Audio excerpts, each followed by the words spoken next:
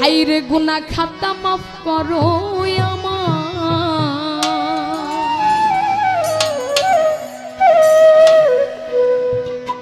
ভেস্তেছিল হাওয়ায় আদম মাওলা গো,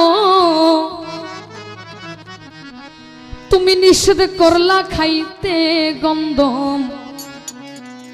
মাওলা রে গন্ধম খাইয়া হইল গুনাহগার।